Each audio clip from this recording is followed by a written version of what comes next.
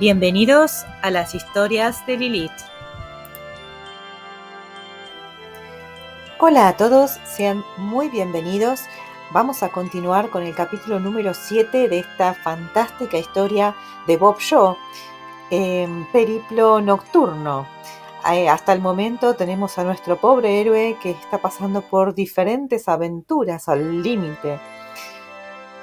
Si querés comenzar la historia desde el primer capítulo, sé que seguramente es lo que pretendés, te voy a dejar arriba, seguramente va a aparecer un cartelito que te va a llevar a la lista de reproducción. Ahí vas a encontrar todos los capítulos hasta este, que es el más actual, ¿sí?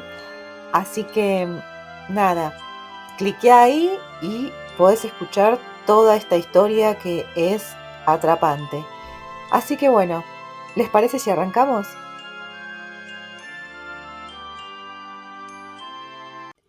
El precio de Ike para actuar como guía era de 100 horas.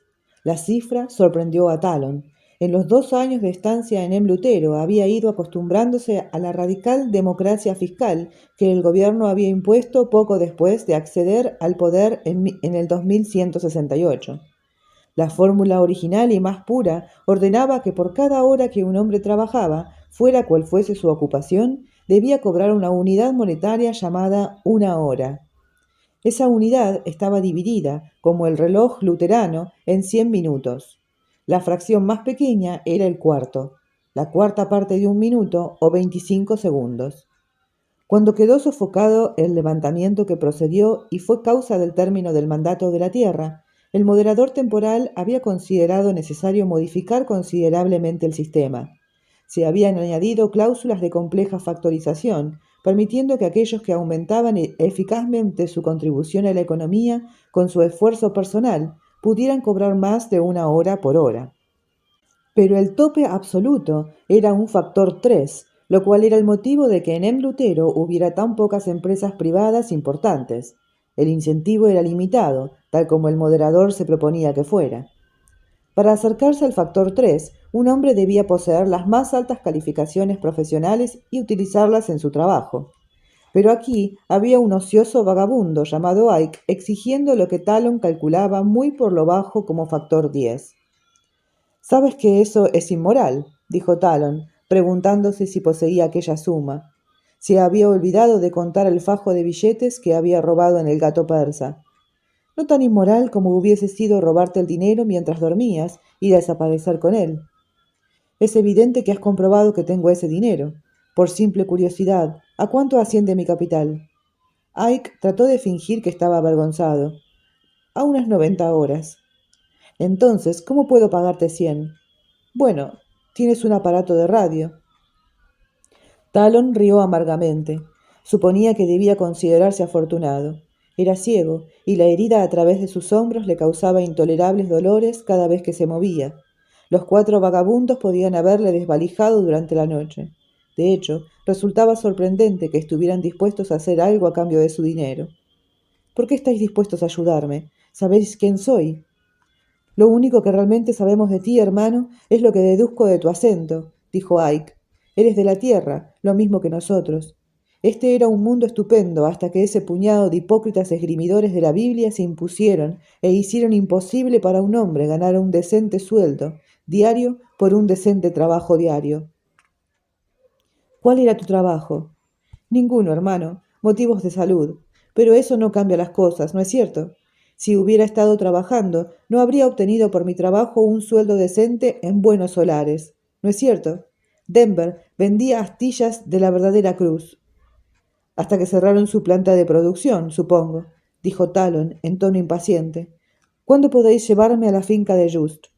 «Bueno, tendremos que permanecer aquí durante el resto del día. Te pasaremos al otro lado de la valla al anochecer. Después de eso, solo es cuestión de andar. No podemos marchar a lo largo de los bulevares, desde luego, pero llegaremos allí antes del amanecer». Antes del amanecer, pensó Talon, o, si no lograba que Carl Just le devolviera su juego de ojos, antes de la caída de la noche definitiva. Se preguntó si el hombre que lo tenía era el padre o un hermano de Helen Just. «De acuerdo», dijo, «podéis tomar el dinero». «Gracias, hermano, ya lo tengo». A petición de Talon, Ike le permitió efectuar la caminata nocturna con el juego de ojos desconectado para ahorrar su última reserva de vista y poder disponer de ella cuando llegara a la finca. Le acompañaron solamente Ike y Denver, y cada uno de ellos agarró uno de sus brazos. Mientras sus dos compañeros le guiaban a través de una abertura de la valla cubierta por la vegetación y hacia las silenciosas avenidas del exterior, Talon se preguntó cómo los hombres de aquella raza habían sobrevivido a los siglos sin cambiar. El ininterrumpido desarrollo de la civilización no parecía haberles afectado. Vivían y morían exactamente igual que los vagabundos de épocas remotas. Si la raza humana perduraba durante otro 1.000.000 de años, tal vez al final de aquel período seguirían existiendo hombres como aquellos. A propósito, preguntó Talon, ¿qué haréis con todo ese dinero? Comprar comida, desde luego, respondió Ike, aparentemente sorprendido. ¿Y cuando se haya terminado? Viviremos. Sin trabajar, dijo Talon, ¿no sería más fácil aceptar un empleo? Desde luego que sería más fácil aceptar un empleo, hermano, pero yo no voy a ir contra mis principios. ¿Principios? Rió Talon. Sí, principios. El que no le paguen a uno buenos y decentes solares ya es bastante malo, pero el absurdo sistema empeora las cosas. ¿Cómo? A mí me parece una idea razonable. Me asombra oírtelo decir, hermano. La factorización en sí es una buena idea, pero ellos la aplican al revés.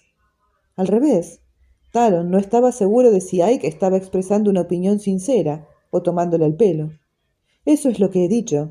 Ike no bromeaba. Pasa en la tierra también. Tomemos a alguien como un cirujano. Ese hombre quiere ser cirujano. No haría ningún otro trabajo en el mundo. Y sin embargo le pagan 10 o 20 veces más que a algún pobre individuo que está realizando un trabajo que odia. No es justo que alguien como... ¿Quién es el jefe de la tierra en estos momentos? Caldwell Dubois, dijo Talon. Bueno, a él le gusta ser jefe, de modo que, ¿por qué ha de ganar mucho más dinero que alguien que atiende a una máquina que le resulta aborrecible? No, hermano, tendría que haber una especie de revisión psicológica cada año para todos los que trabajan. Cuando la revisión demostrara que a alguien empieza a gustarle su trabajo, deberían rebajarle el sueldo, y eso proporcionaría dinero extra para otro individuo que odiara su trabajo un poco más que el año anterior. Le transmitiré tus ideas a Caldwell Dubois la próxima vez que le vea. Vaya, tenemos aquí a una verdadera celebridad, dijo Denver. Después de tomarse unas copas con Just, vas a cenar con el presidente de la Tierra.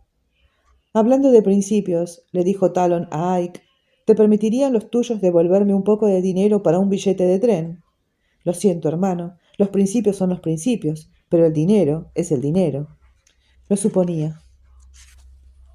Talon avanzaba a ciegas, permitiendo que le arrojaran sin ceremonia a jardines o portales cada vez que pasaban un automóvil. Los dos hombres habían aceptado sin hacer preguntas su necesidad de evitar que le vieran, y le llevaron hasta la finca de Just sin novedad. Talon se preguntó si, a pesar de lo que Ike había dicho, sabían realmente quién era. Ello explicaría su buena disposición para ayudarle, y también el desenfado con el que se aprovechaban de él. Ya hemos llegado, hermano, dijo Ike. Esta es la verja principal. Se hará un día dentro de 1 hora, de modo que no intentes entrar a oscuras. Los perros son peligrosos. Gracias por la advertencia, Ike. Talon se soltó de los barrotes de la verja de acero macizo y se dejó caer al suelo. A la grisácea media luz se vio a sí mismo a través de los ojos de Seymour, que se había deslizado ya a través de los barrotes y esperaba pacientemente mientras Talon se encaramaba a la verja. El juego de ojos, sin utilizar durante 1 día y medio, estaba proporcionando una imagen débil a su máxima potencia. Había alcanzado la fase en la cual su vida útil podía ser medida en minutos. Vamos, muchacho, susurró Talon en tono apremiante. Seymour saltó a sus brazos, haciendo girar el universo de Talon en torno a él, pero Talon se había acostumbrado ya a la ocasional desorientación que tendía a producirse cuando sus ojos tenían 4 patas, un rabo y la mente de un terrier. Aunque nunca le habían interesado los animales como amigos del hombre, Talon había llegado a experimentar un sincero afecto hacia Seymour. Con el perro debajo del brazo y la pistola automática en su mano, Talon avanzó cautelosamente por un sendero de grava que discurría a través de macizos de densa vegetación. Perdió de vista la verja inmediatamente y se encontró avanzando a través de un túnel de ramas colgantes de árboles y lujuriantes follajes oscuros. El sendero daba un par de vueltas sobre sí mismo antes de llegar a un parque brumoso. También aquí había muchos árboles, pero Talon pudo ver ahora una casa de techo bajo en la cima de una pequeña colina, con una serie de terrazas ascendentes. Fue entonces cuando oyó a los perros aullar su profunda indignación ante su presencia en la finca. El espantoso sonido fue seguido por un intenso crujir de follaje, mientras los perros se acercaban corriendo en su busca.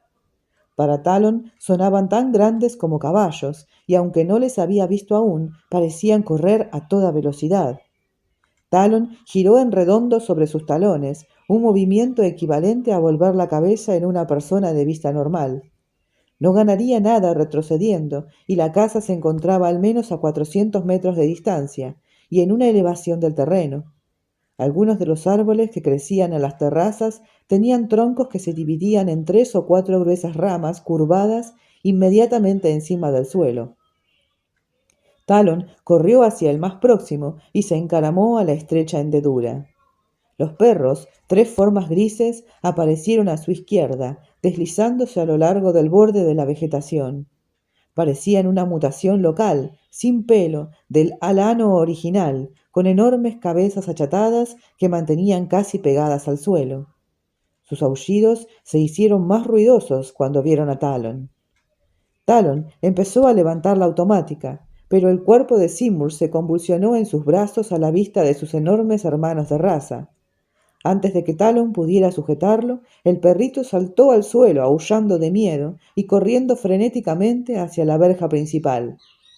Talon gritó desesperadamente al ver, a un lado de la visión de Seymour, una de las formas grises separándose de las otras para interceptar al terrier.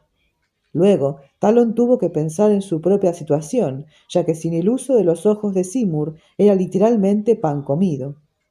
Sus dedos pulsaron los controles del juego de ojos, reseleccionando en proximidad, y se situó detrás de los ojos del perro más cercano. Fue algo así como contemplar una película tomada desde el morro de un jet volando a muy baja altura, una tremenda sensación de vuelo agitado, con el suelo deslizándose rápidamente debajo, altos tallos de hierba hiriéndose como colinas y siendo penetrados sin esfuerzo como si fueran nubes verdes. Delante, oscilando ligeramente a causa del movimiento ondulante, había una figura humana, con un rostro desesperado y pálido, colgando de las curvadas ramas de un árbol. Talon se obligó a sí mismo a levantar la automática y a mover su brazo en torno a él, hasta que desde el punto de vista del animal en movimiento, el hocico del arma fue un círculo negro perfecto, con igual escorzo del cañón. El truco, pensó Talon, consistía en tratar de colocarse una bala a sí mismo entre los ojos. Apretó el gatillo y se sintió recompensado por el golpe de retroceso de inesperada potencia de la automática. Pero aparte de un leve estremecimiento, el disparo no estableció ninguna diferencia en la imagen que estaba recibiendo del perro y que se agrandaba rápidamente. Contorsionándose torpemente en el limitado espacio de las ramas del árbol, Talon disparó instintivamente, y esta vez la recompensa fue una inmediata ceguera. Aquello significaba que había hecho un blanco perfecto. Maravillándose de la eficacia de la pequeña arma, deslizó sus dedos sobre el metal y descubrió que la boca del cañón, en vez de ser un simple círculo, era un grupo de 6 diminutas aberturas. Al parecer, Amanda Weisner no corría ningún riesgo cuando elegía un arma. La automática era de las que disparaban 6 proyectiles ultrarrápidos al mismo tiempo, 1 desde el centro y 5 desde cañones ligeramente divergentes. A corta distancia, la pequeña automática incrustada en oro destrozaría a un hombre. A distancias mayores, era una inmejorable arma antimotines de bolsillo. No oyendo ningún movimiento cerca, Talon pulsó el botón número 1, el de Seymour, y solo captó oscuridad. Con un suspiro de pesar, situó el juego de ojos en búsqueda y retención y captó al tercer perro. Estaba avanzando a través de la densa vegetación muy lentamente, y en la borrosa zona del hocico había una rojez que obstruía el borde inferior de la imagen. Furioso ahora y confiando en su armamento, Talon se apeó del árbol. Avanzando sin ninguna precaución, recogió su paquete que había caído al suelo y se encaminó hacia la colina en dirección a la casa.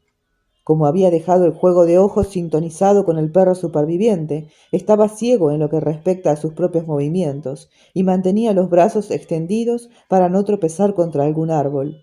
Podía haber sacado la lámpara sonar del paquete, pero no esperaba llegar muy lejos antes de verse a sí mismo a través de los ojos del tercer perro. No se equivocaba. El animal surgió corriendo de la espesura de arbustos, y Talon obtuvo una borrosa imagen de su propia figura avanzando hacia la casa. De nuevo, el suelo empezó a deslizarse con grandes oscilaciones. Talon esperó a que su espalda llenara el cuadro antes de volverse, con la llameante automática en la mano, y apagó las luces. Por ti, Seymour, pensó, por los servicios prestados. Talon concentró su atención en el problema de entrar en la casa sin la ayuda de Seymour. Ike le había dicho que Carl Just vivía solo en su enorme mansión, de modo que no le preocupaba el tener que enfrentarse a más de una persona. Pero no podía ver, y la herida sin atender había convertido sus hombros en una rígida zona de dolor. Además, el ruido proporcionado por los perros y la automática podían haber alertado a Just. Y a Talon se le ocurrió que si Just estaba utilizando el otro juego de ojos, debía tener uno o más animales de algún tipo cerca de él. Talon volvió a situar el juego de ojos en búsqueda y retención, pero no captó ninguna imagen. Sacó entonces la lámpara a sonar y con su ayuda se dirigió apresuradamente hacia la casa. Solo habían transcurrido 4 o 5 minutos después de que entrara en la finca. Cuando se acercaba a la casa, empezó a captar imágenes oscuras y fugaces. Lo único identificable era una zona oblonga casi brillante que correspondía a una ventana vista desde el interior de la casa. Fue incapaz de decidir si aquel interior era realmente oscuro o si el juego de ojos estaba a punto de apagarse definitivamente. Todavía más cerca, con sus pies sobre lo que parecía un patio enlosado, percibió otros detalles. Estaba viendo un dormitorio lujosamente amueblado, al parecer desde un punto muy elevado en una de las paredes, y estaba tratando de imaginar qué clase de animal podía proporcionar aquella visión tan poco corriente, cuando otra zona de la habitación se hizo relativamente clara. Un hombre muy robusto, barbudo, permanecía incorporado en la cama con la cabeza ladeada, en la actitud de alguien que concentra todos sus esfuerzos en escuchar. Parecía llevar unas pesadas gafas. Los agudos pitidos del sonar indicaron a Talon que estaba a punto de tropezar con una pared. Giró a la izquierda y avanzó a lo largo de la pared, palpando con las manos en busca de una puerta. En el dormitorio, el hombre se levantó y sacó de un cajón algo que parecía una pistola. Las manos de Talon encontraron el hueco de una ventana. La golpeó con su paquete, pero éste rebotó contra el grueso cristal. Retrocediendo unos cuantos pasos, levantó la automática e hizo añicos el cristal. Mientras penetraba en la habitación, su visión del dormitorio cambió bruscamente, y de un modo característico con el cual Talon se había familiarizado. El animal que prestaba sus ojos era un pájaro, posiblemente un halcón, que acababa de posarse sobre el hombro de su dueño. Talon vio que la puerta del dormitorio se hacía más amplia en su campo visual y supo que Just estaba saliendo en busca del intruso. Corrió precipitadamente a través de la habitación en la cual se encontraba, preguntándose cómo iba a desenvolverse en la fantástica lucha que estaba a punto de producirse. Los dos hombres estaban viendo a través del mismo tercer par de ojos, de modo que cada uno de ellos vería exactamente lo que el otro viera.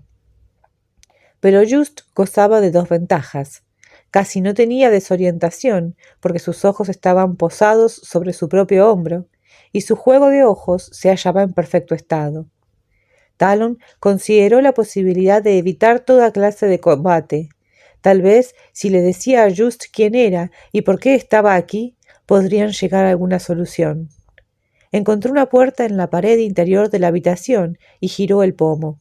La imagen que estaba captando mientras lo hacía era la de un rellano en lo alto de una escalera que desembocaba en un espacioso vestíbulo con puertas a cada lado, lo cual significaba que Just había salido de su dormitorio y estaba esperando el próximo movimiento de Talon. Talon abrió ligeramente la puerta y vio aparecer una grieta oscura en el borde de una de las puertas del vestíbulo. Como siempre, experimentó un extraño desaliento ante la sensación de encontrarse en dos lugares al mismo tiempo. «¡Just!», gritó a través de la abertura. «¡No seamos estúpidos! Soy Sam Talon, el individuo que inventó ese aparato que usted lleva. Quiero hablar con usted». Se produjo un interminable silencio antes de que Just contestara. «Talon, ¿qué está haciendo aquí?» «Puedo explicárselo. Vamos a hablar». «De acuerdo. Salga de la habitación». Talon empezó a abrir la puerta y de pronto vio que estaba contemplando la oscura grieta a lo largo del cañón de una pesada pistola de azulado acero. «Creí que habíamos acordado no ser estúpidos, Just», gritó. «Yo también llevo un juego de ojos. Estoy sintonizando con su pájaro y veo el arma que tiene usted en la mano». Talon acababa de darse cuenta de su única y leve ventaja. El hombre que tenía los ojos en su hombro no podía evitar el transmitir información a su adversario. «Muy bien, Talon. Voy a dejar mi pistola en el suelo y a alejarme de ella. Puede usted verlo, supongo. Deje también la suya en el suelo. Acérquese y hablaremos». «De acuerdo». Talon soltó la automática y salió al vestíbulo. En su juego de ojos vio borrosamente su propia imagen saliendo a través de la puerta. Estaba intranquilo, no porque sospechara que Just le engañaría, sino porque sabía que probablemente él mismo tendría que engañar a Just para obtener lo que deseaba. A medio camino del pie de la escalera se detuvo, preguntándose cómo podría desposeer a Just el juego de ojos sin violencia. Just debió dirigir algún tipo de señal al pájaro, pero Talon no la captó. Solo el estar familiarizado ya con las oscilantes sensaciones del vuelo de las aves salvó a Talon de encontrarse indefenso ante el inesperado ataque. Mientras su propia imagen parecía flotar en el aire de un lado a otro, se lanzó hacia la puerta. Le había alcanzado cuando las furiosas garras descendieron sobre sus hombros. Encogiendo la cabeza para proteger su yugular, Talon luchó a través de la puerta, notando que unas afiladas navajas desgarraban tela y piel. Cerró la puerta de golpe, atrapando al pájaro entre el borde y la jamba, y dejó caer todo su peso contra ella. Se oyó un ronco alarido y se instaló de nuevo la oscuridad. Talon descubrió que una garra estaba engarfiada a través de los tendones en el dorso de su mano izquierda. Operando a ciegas, sacó el cuchillo del paquete y cortó la garra del pájaro. Seguía enterrada en su mano, pero aquello tendría que esperar. Rebuscó con el juego de ojos, no captó ninguna imagen, recogió su automática y volvió a abrir la puerta. «¡Oscuro! ¿Verdad, Just?». Su voz era ronca, gritando en el vestíbulo. «Lástima que no se le ocurriera pensar que debía tener más de un pájaro en la casa. Prescindiremos de nuestra conversación. Voy a quitarle ese juego de ojos y seguiré mi camino. No intente acercarse a mí, Talon». Just efectuó 2 ensordecedores disparos en dirección al vestíbulo, pero ninguno de los proyectiles pasó cerca de Talon. «No desperdicie su munición. Usted no puede verme, pero yo puedo alcanzarle. Tengo algo que Helen no se llevó y que no necesita ojos». La pistola rugió de nuevo y fue seguida por el sonido de cristales rotos. Guiado por las señales eléctricas del sonar, Talon corrió hacia el pie de la escalera y empezó a subirla. Se encontró con Just, que bajaba agarrado a la barandilla, a medio camino. Talon, temiendo que el juego de ojos de Just pudiera sufrir algún daño, no concedió la menor oportunidad a su adversario, más robusto y más fuerte, aunque desentrenado. Aplicando una de las llaves del sistema de lucha desarrollado por el bloque, inmovilizó a su rival y luego le golpeó en la nuca con el filo de la mano derecha. Los dos bajaron rodando la escalera, pero mucho antes de llegar al vestíbulo, Just era un peso muerto. Talon, que había estado sosteniendo la cabeza del hombre durante la última parte de la caída, tomó el juego de ojos de Just y lo cambió por el suyo. Ahora solo tenía que buscar un poco de dinero y de comida y marcharse a toda prisa. Deseando comprobar si el juego de ojos había sufrido algún daño durante el breve combate, lo situó en búsqueda y retención, y quedó asombrado al captar una imagen, precisa, intensa y maravillosamente clara. Un primer plano de una pesada puerta abriéndose, y más allá de ella, la imagen de sí mismo agachado sobre la tendida forma de Carl Just. Talon pudo ver la asombrada expresión de su rostro, macilento y manchado de sangre. —¡Usted! —gritó una voz de mujer. —¿Qué le ha hecho a mi hermano? —Su hermano está bien —dijo Talon—. Se cayó por la escalera. Estábamos discutiendo. —¿Discutiendo? Oí los disparos cuando me acercaba a la casa. Denunciaré esto inmediatamente. La voz de Helen Just era fría y rabiosa al mismo tiempo. Talon alzó la automática. —Lo siento. Entre y cierra la puerta detrás de usted. ¿Se da cuenta de lo serio que es esto? No he estado riendo demasiado. Talon retrocedió unos pasos mientras ella cerraba la puerta y se acercaba a su hermano. Le hubiera gustado poder mirar a Helen Just, pero como ella tenía los únicos ojos que funcionaban en la casa, Talon no veía nada excepto sus manos manicuradas moviéndose sobre el inconsciente rostro de Carl Just. Como antes, en su presencia sentía que algo se removía profundamente en su interior. La mano de Helen se apartó de la nuca de Just con rastros de sangre en la palma. Mi hermano necesita atención médica. Ya le he dicho que está bien. Dormirá un rato. Puede usted curarle ese corte si quiere. Talon hablaba confiadamente, sabiendo que había dejado inconsciente a Just para una hora, como mínimo. Quiero hacerlo, dijo Helen, y Talon notó la completa ausencia de miedo en su voz. Tengo un maletín de primeros auxilios en mi automóvil. ¿En su automóvil? Sí, puedo asegurarle que no siento el menor deseo de escapar dejando a mi hermano solo con usted. Vaya entonces. Talon tenía la desagradable impresión de que estaba perdiendo la iniciativa. Acompañó a Helen hasta la puerta y esperó allí mientras ella se dirigía hacia su automóvil y sacaba el maletín de un compartimento. El automóvil era un modelo de lujo con patines antigravedad en vez de ruedas, lo cual explicaba que Talon no la hubiera oído llegar. Contempló sus manos colocando la almohadilla de gasa y las tiras adhesivas, y por un instante casi envidió a Carl Just. Le dolía la cabeza, sus hombros ardían, y su fatiga superaba todo lo imaginable. Tumbarse a dormir cuando uno está cansado, pensó, era un placer más exquisito que comer cuando se tiene hambre, o beber cuando se tiene sed.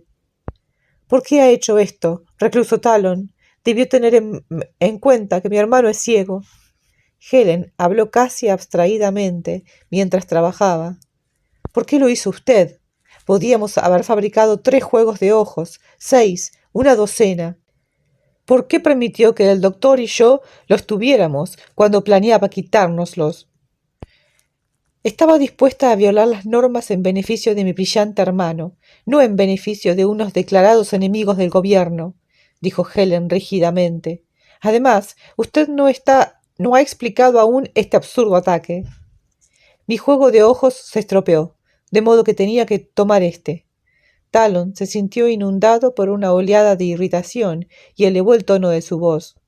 En cuanto al absurdo ataque, si mira a su alrededor, verá unos cuantos orificios de bala en las paredes, y ninguno de ellos ha sido hecho por mí. De todos modos, mi hermano es un hombre inofensivo, y usted ha sido entrenado para matar. ¡Escuche! —gritó Talon, preguntándose a qué conducía realmente aquella conversación.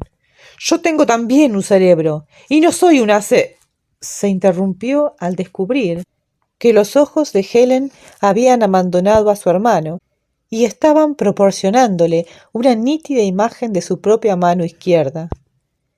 —¿Qué le pasa en la mano? Helen Just había hablado, por fin, como una mujer. Talon había olvidado la garra incrustada. Su inofensivo hermano tenía un inofensivo amigo volador. Eso es una parte de su tren de aterrizaje. Carl me prometió, susurró Helen, me prometió que no... Más alto, por favor. Se produjo un silencio antes de que Helen respondiera, hablando de nuevo normalmente. Es espantoso. Voy a extraérsela. Se lo agradeceré. Súbitamente débil, Talon esperó mientras Helen tapaba a su hermano con una manta. Luego cruzaron una puerta situada al fondo del vestíbulo y entraron en una cocina blanca y cromada, con huellas visibles de una cuidada vida de soltero. Helen Just llevaba el maletín de primeros auxilios. Talon se sentó ante la atestada mesa y dejó que la joven trabajara en su mano. El tacto de sus dedos parecía solo ligeramente más sustancial que el repetido calor de su aliento sobre la desgarrada piel. Talon resistió la tentación de prolongar la agradable sensación de verse cuidado por unas manos femeninas. Había un largo camino hasta New Wittenberg, y esta mujer era un nuevo obstáculo en aquel camino. Dígame, inquirió Helen, ¿está el recluso Winfield realmente muerto? Talon completó la pregunta. Sí, los rifles le cansaron. Lo siento. Tratándose de un declarado enemigo del gobierno luterano, me sorprende usted. No se haga el gracioso conmigo, recluso Talon. Sé lo que le hizo usted al señor Cherkassky cuando le detuvieron. Talon resopló. ¿Sabe lo que me hizo él a mí? Lo de sus ojos fue un accidente. Deje en paz a mis ojos. Sabe que me sometió a un lavado de cerebro, intentando eliminar todos mis recuerdos, es decir, todo lo que constituye mi personalidad, tal como usted acaba de hacer con las manchas de esta mesa. El señor Cherkassky es un veterano ejecutivo de Lutero. No haría una cosa así. Olvídelo, dijo Talon bruscamente. Eso es lo que he hecho yo. Fuera lo que fuese, lo he olvidado. Cuando Helen hubo terminado con su mano y cubrió la herida, Talon flexionó sus dedos experimentalmente. ¿Podré volver a jugar, doctor? No hubo ninguna respuesta, y Talon experimentó una creciente sensación de irrealidad. Helen Just se le escapaba. Era incapaz de imaginarla como un individuo humano, visualizar su lugar en la sociedad de este mundo. Físicamente solo podía verla de un modo fugaz cuando ella se contemplaba ocasionalmente en el espejo de la cocina. Observó también que miraba con frecuencia hacia un estante en el cual habían varios trozos de cuero blanco, cosidos en forma de bolsas. Talon se preguntó intrigado cuál podía ser su utilidad, hasta que recordó el pájaro de Just y que había sido adiestrado para la halconería. ¿Hasta qué punto está enfermo su hermano, señorita Just? ¿Qué quiere usted decir? ¿Cómo reaccionó al juego de ojos? ¿Le gusta cazar con sus pájaros? ¿Correr con sus perros? Helen se acercó a la ventana y contempló los lejanos árboles, iluminados por el sol naciente, antes de contestar. Eso no es asunto suyo. Creo que sí, dijo Talon. No me di cuenta de lo que estaba ocurriendo. Supe que Cherkassky estaba a punto de llegar. No quedaba tiempo para esperar la respuesta al problema de las cámaras, de modo que decidí mirar a través de los ojos de otros hombres. Fue así de sencillo. No tenía la menor idea de que estaba creando la primera forma nueva de perversión que el imperio ha visto en muchísimo tiempo. ¿Quiere decir que usted...? No, yo no. Yo he estado recorriendo un difícil camino. Pero hubo aquella mujer en Sweetwell, la que se supone que violé. Ella utilizaba el juego de ojos cuando yo estaba durmiendo. Le gustaban los gatos, si sabe a lo que me refiero. ¿Qué le hace pensar que Carl es así? Usted, aunque no sé por qué. Tal vez su insistencia en que es un hombre inofensivo. Es posible que en su caso no haya ningún ángulo sexual, desde luego. He leído que cuando una persona que ha estado ciega durante mucho tiempo recobra la vista, la experiencia no es siempre tan agradable como se esperaba. Pueden existir depresiones, sentimientos de inadaptación al hecho de encontrarse súbitamente en términos de igualdad con el resto de la humanidad, sin ninguna incapacidad en la que refugiarse. Es mucho mejor ser, digamos, un halcón, con ojos agudos y garras más agudas, y una mente que no comprende la debilidad, ni nada que no sea cazar y desgarrar, y... ¡Basta! Lo siento. Talon estaba levemente sorprendido de sí mismo, pero había deseado llegar hasta ella y tenía la impresión de haberlo conseguido, hasta cierto punto. ¿Cura usted únicamente las heridas que ha infligido su hermano? Hay este agujero en mi espalda. Helen Just le ayudó a descubrirse los hombros y apenas pudo contener un grito cuando vio el charco de sangre coagulada en su espalda. Talon casi gritó también al recibir la imagen. Nunca había apreciado realmente el grado de fealdad que puede reflejar la frase «una fea herida». Esta era fea, y era una herida para el más lerdo. ¿Puede usted hacer algo que no sea amputar mi hombro? Desde luego. Creo que sí. No hay bastante soldador de tejido ni vendas en mi maletín de primeros auxilios, pero Carl suele tenerlos en este armario. Lo abrió, encontró los medicamentos y empezó a trabajar en su hombro con un paño húmedo, eliminando cuidadosamente la sangre reseca. ¿Es una herida de bala? Sí. Talon le contó cómo había ocurrido. Casi se había convencido a sí mismo de que Helen Just era una oyente comprensiva, cuando le asaltó un súbito pensamiento. Si sabía que su hermano tenía medicamentos aquí, dijo lentamente, ¿por qué fue en busca de su propio maletín en el automóvil? Por ningún motivo concreto. La fuerza de la costumbre. Con una herida como esta debería usted guardar cama, ¿sabe? ¿Por qué no se entrega y permite que le atiendan debidamente antes de que se produzca la reacción? Lo siento, ahora tengo que buscar algo para comer. Luego la ataré a usted, junto con su hermano, y seguiré mi camino. No llegará muy lejos. Tal vez no. Le importa mucho, de todos modos. Tenía la idea de que el pabellón y usted no hacían buenas migas después de lo ocurrido. Es por eso por lo que está aquí ahora. La han despedido. Recluso Talon, dijo Helen secamente, los presos fugados no interrogan a los ejecutivos de la prisión. Voy a preparar el desayuno. Yo también tengo hambre. Talon quedó levemente complacido ante aquella reacción. Se endosó de nuevo su uniforme y luego tomó un rollo de esparadrapo y ató las muñecas y los tobillos de Carl Just. El hombre olía a brandy. Talon regresó a la cocina y se sentó en una silla, notando el hormigueo del soldador de tejido en su espalda, mientras Helen Just cocinaba algo que era tan parecido a huevos con jamón que Talon estaba casi seguro de que eran huevos con jamón. Por 2 veces, mientras comían, Carl Just gimió y se removió ligeramente. Las 2 veces, Talon le permitió a Helen Just ir a echarle una ojeada a su hermano. Ya le he dicho que está perfectamente, insistió Talon. Es un muchacho robusto y fuerte. No volvió a intentar conversar con Helen durante la comida, limitándose a disfrutar del leve eco de domesticidad que recibía del acto de desayunar con una joven en la quietud matinal de una cocina, a pesar de los mundos de distancia que los separaban. Talon estaba sorbiendo su 4ª taza de café cuando oyó que alguien arañaba la puerta de la entrada al otro extremo del vestíbulo.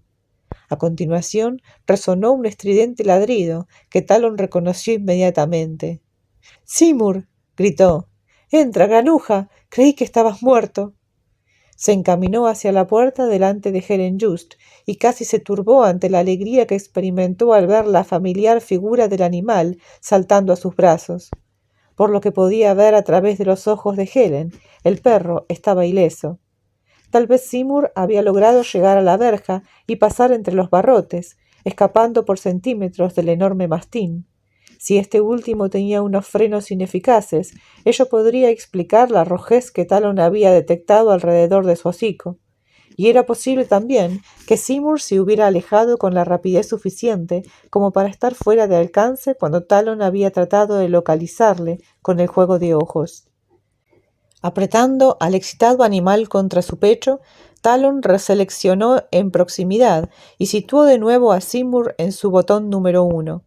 Equipado una vez más con lo que eran prácticamente sus propios ojos, se volvió a mirar a Helen Just. Era tan perfecta como recordaba, vistiendo aún el uniforme verde del pabellón, que acentuaba su rubor. Sus cabellos eran un compacto casco de cobre, brillantemente pulimentado. Sus ojos, de color whisky, estaban mirando más allá de él, a su automóvil de color azul celeste. Talon sintió aumentar sus suspicacias en relación con aquel automóvil. Se dirigió hacia él y abrió la portezuela.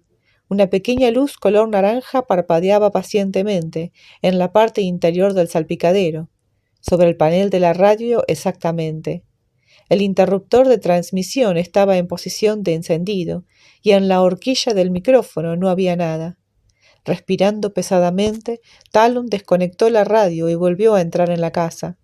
Helen le estaba mirando fijamente, con el rostro pálido pero muy erguida. «Tengo que admitir que es usted muy lista, señorita Just», dijo Talon. «¿Dónde está el micrófono?» La joven lo sacó de su bolsillo y se lo entregó.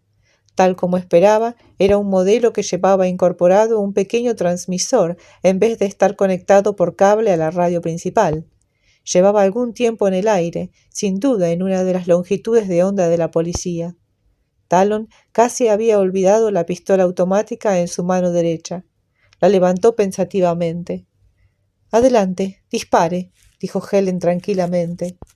«Si creyera usted que voy a disparar, no correría el riesgo», replicó Talon, «de modo que ahórreme la escena en la que se enfrenta con la negra boca del cañón sin parpadear. Póngase su abrigo si tiene uno aquí. No disponemos de mucho tiempo». «¿Mi abrigo?» «Sí, no confío en mí mismo para conducir su automóvil. Seymour tiene la mala costumbre de no mirar donde yo deseo que mire, y a gran velocidad eso podría ser peligroso. Además, no me hará ningún daño tenerla a usted como rehén». Helen agitó la cabeza. «No voy a salir de esta casa». Talon sopesó significativamente la pistola en su mano y avanzó un par de pasos. «¿Apostamos algo?», inquirió. Cuando estaban a punto de cruzar la puerta, Carol Just pareció despertar del todo. Exhaló varios gemidos, cada vez más ruidosos, hasta convertirse casi en gritos. Luego, al darse cuenta de su situación, cayó en un brusco silencio. «No quiero dejarle así», dijo Helen Just. «No tardará en tener compañía, recuerda. Siga adelante». Talon se volvió a mirar a Carl, que estaba luchando inútilmente con sus ataduras. Su frente brillaba de sudor y los ojos ciegos parpadeaban frenéticamente. Talon vaciló. Sabía demasiado bien cómo se sentía aquel hombre después de su larga escalada desde la inconsciencia hasta un privado infierno negro de ceguera, indefensión y desesperanza. «Un momento», dijo. Retrocedió y se arrodilló al lado de Carl Just. «Escúcheme, Just. Me llevo su juego de ojos porque lo necesito más que usted. ¿Puedo irme?» «Le oigo, pero usted no». Talon levantó la voz. «Le dejo otro juego de ojos idéntico, que solo necesita una batería nueva para funcionar perfectamente. Le daré también por escrito las características de la batería. Si no deja que la policía se lo lleve como prueba material, no tardará en poder volver a utilizar el juego de ojos. Con su dinero, no creo que represente un problema para usted». Le hizo una seña a Helen Just, y ella corrió a buscar papel y pluma. Talon los tomó y, arrodillado aún en el suelo, empezó a escribir. Mientras lo hacía, Helen pasó un pañuelo por la frente de su hermano y le habló en un tono suave y triste que Talon apenas reconoció. Había algo profundo y extraño en las relaciones de aquella pareja. Terminó de escribir e introdujo el papel en el bolsillo del pijama de Just. «Ha perdido usted mucho tiempo», dijo Helen Just mientras se incorporaba. «No esperaba esa... La palabra es estupidez. No me lo recuerde. Ahora, en marcha». El automóvil era cómodo, silencioso y rápido. Tal como Talon había observado ya, era un modelo importado de sofisticado diseño, con un motor antigravitacional que en vez de impulsar al vehículo permitía que cayera hacia adelante. Las naves espaciales utilizaban un sistema motriz similar en su primera época, pero debido a la dificultad de encajarlos en un espacio limitado, apenas eran usados en otros vehículos, ni siquiera en aeronaves. Esto significaba que el automóvil era realmente muy caro. Helen Just lo conducía con gran pericia. Salió a través de la verja que había dejado abierta a su llegada y enfiló la carretera con una prolongada aceleración que pegó literalmente a Talon al respaldo de su asiento. Mientras el automóvil tomaba una larga curva que desembocaba en una carretera más ancha, Talon situó a Seymour de modo que pudiera mirar a través de la ventanilla trasera. Seymour era algo miope, pero parecía haber unas manchas en el cielo meridional, avanzando con el vuelo característico de los helicópteros, es decir, con el morro ligeramente inclinado. «Conecte la radio», dijo Talon. «Quiero oír qué clase de delitos he cometido esta vez». Escucharon música durante media hora. Luego el programa se interrumpió para dejar paso a un boletín de noticias. Talon silbó. «Se han dado mucha prisa. Oigamos ahora lo depravado que he sido desde mi última aparición en público». Pero cuando el locutor terminó de hablar, Talon se sintió turbado ante su exhibición de egotismo. Su nombre no fue mencionado. La noticia oficial era la de que Cadwell Dubois por la Tierra y el moderador temporal por M. Lutero habían llamado simultáneamente a sus representantes diplomáticos como consecuencia de la ruptura de las negociaciones de ACAB sobre el reparto de nuevos territorios. Oficiosamente, los dos mundos estaban al borde de la guerra. Y este es el fin de estos capítulos de Periplo Nocturno. Bueno, nuestro héroe parece que ha encontrado a una compañera. Por el momento, bueno, simplemente es una rehén, pero evidentemente ella lo está tratando de una manera bastante amable, ¿no? Que, no sé, me gusta la pareja Helen Just, Talon. ¿Qué opinan ustedes? ¿Los ven juntos? ¿No? Me hace recordar, bueno, al comienzo de la historia, cuando él menciona a una mujer, ¿se acuerdan? Cuando él estuvo dormido y recordaba a una mujer con la que bailaba, que evidentemente estaba enamorado. Me hace acordar a ella, pero bueno, no sé qué relación tendrá todavía. Así que bueno, para continuar con esta historia y ver si puede llegar con la gente suya, vamos a tener que continuar leyendo. Así que los invito mañana a estar acá presentes a partir de las 6 de la tarde, que va a salir el siguiente capítulo. Muchísimas gracias de todo corazón por estar apoyando el canal. Realmente para mí es un orgullo y un placer. Me dan muchísimas más ganas de seguir mejorando, de conseguir mejor equipo para el sonido. Por ahora solamente grabo con un celular, pero bueno, en el futuro tal vez pueda mejorar. También empecé con los podcasts, o sea, estoy pasando todo lo que es video a podcast. Estos videos están siendo grabados siempre con anterioridad. Hoy, por ejemplo, en realidad es 22 del 8 para mí, para el momento de grabación. Pero bueno, voy dejando mucho material, así siempre ustedes tienen un video a su servicio. Así que no se olviden de dejar like si les ha gustado, suscríbanse y como siempre dejen sus interesantísimos comentarios. Gracias, los espero mañana.